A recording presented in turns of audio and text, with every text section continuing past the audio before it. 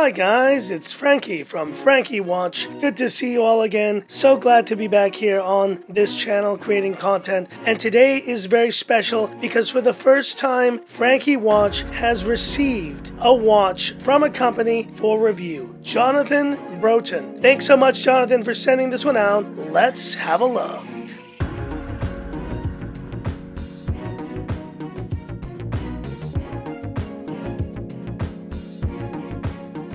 Lifting the lid and jumping right in to this watch.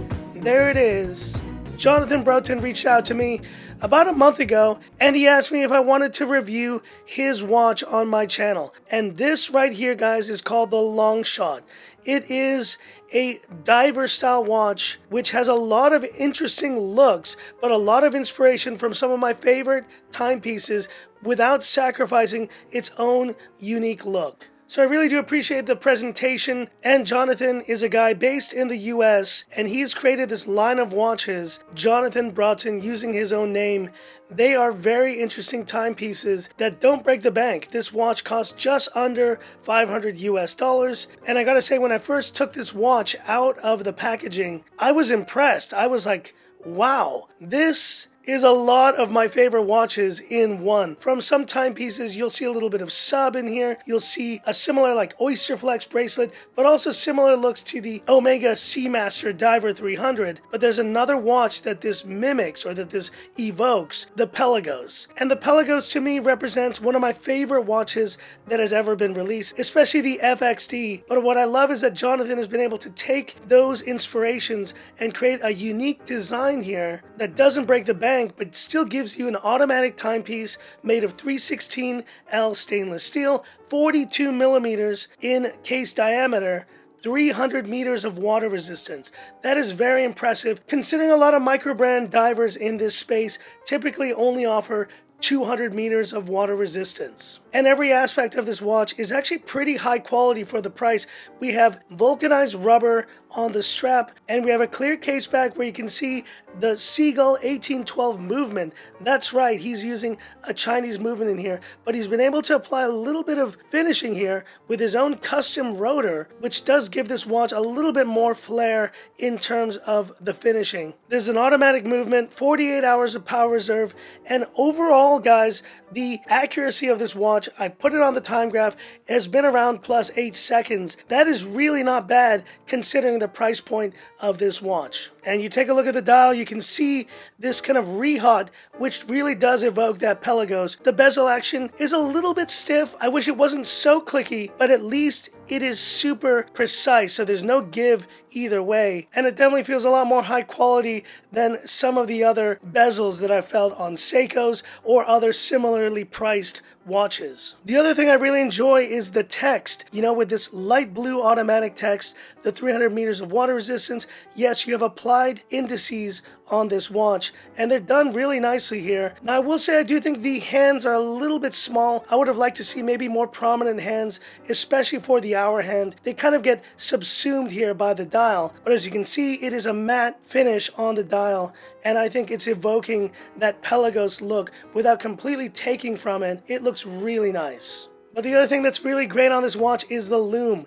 Using BGW9 Loom, let me show you guys. You have this really nice blue Loom on this watch. There you can see it. And it actually lasts quite a while. It lasts well into the night. I wore this to sleep the other day and I could still see it at 4 or 5 in the morning easily. Now, despite all the great features of this watch, and I think he's really nailed a lot of them, but there are a few nitpicks, Jonathan, I just want to bring up. One, I would say, is the date wheel. It's a little bit small. I gotta say, I would have liked to see a slightly larger date wheel, and to have seen it in white, I think might have suited this a little bit better because you have the white indices.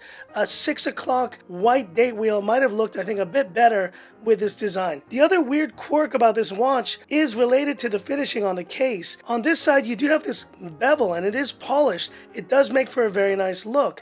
But then on this side, it's just a sheer edge, fully brushed on the side, which I do appreciate. But there's a little bit of inconsistency with seeing this watch with the kind of shiny bevel on one side and just the straight line on the other. Maybe we could take this design and, even it out, doing either both on both sides or just none at all. You could just do a regular edge here, brushed, and have an entirely brushed watch. I think that might be a better look in terms of the refinement of the case. But honestly, guys, the reason why I picked up the one on the rubber strap, Jonathan is very transparent and he admits, his bracelets aren't really to the level that he would love. And so this kind of watch, because it is a diver on a rubber strap, will actually fit and work really well. And he did mention to me that this Longshot is actually his daily wear. Here you see it on my 7 3/4 inch wrist. It fills up really nice. And you know what? Ever since I sold my Pelagos FXD, I've been missing having this kind of blue style watch in my collection. Ever since this Longshot showed up, I've been wearing it on the weekends. I've been enjoying it. And my last nitpick is, the clasp. It's a little bit big for my liking, but I do like he's included his logo here. And I know a lot of sports athletes, professional US athletes, are wearing his watch and are really enjoying it. There's no doubt in my mind, guys, that for $495 US, you're getting a lot of watch. And like I mentioned, it's evoking some of my favorite timepieces, like the Pelagos, like the Submariner, but kind of doing it in its own style. Yes, there's a few nitpicks here and there, but all in all, I'm very happy with this watch.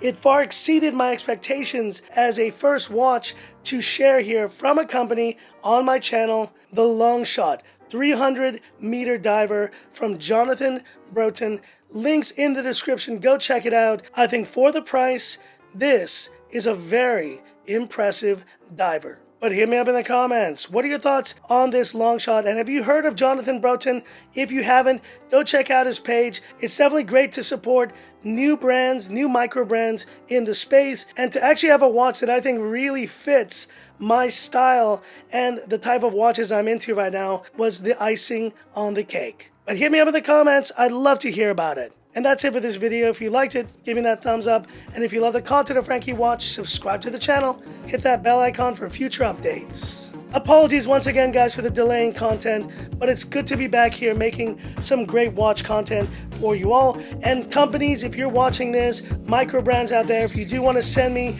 your watches for review, I definitely plan to showcase all of your timepieces here on Frankie Watch. So that's it. And Frankie Watch says, time's up.